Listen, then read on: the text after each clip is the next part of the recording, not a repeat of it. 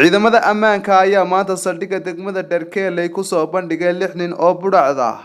kuwaasi oo dadka rayidka ah dhac iyo hanjabaad u geysan jiray raggan oo markii la soo qabqabtay ku hubaysnaa qoryaha loo yaqaano AK47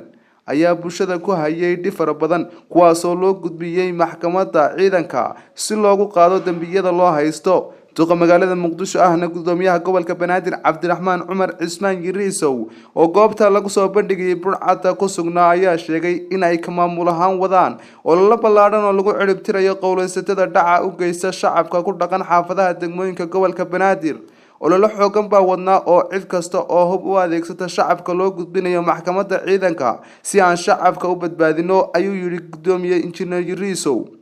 gudoomiyaha ayaa sheegay in qofkii ka daba yimaada burcadani loo aqoonsan doono burcad kalkaal isla markaana laga qaadi doono tallaabada ku habboon Abubakar Farxaan Cabdi Rooble Abubakar Abka wararka Raya TV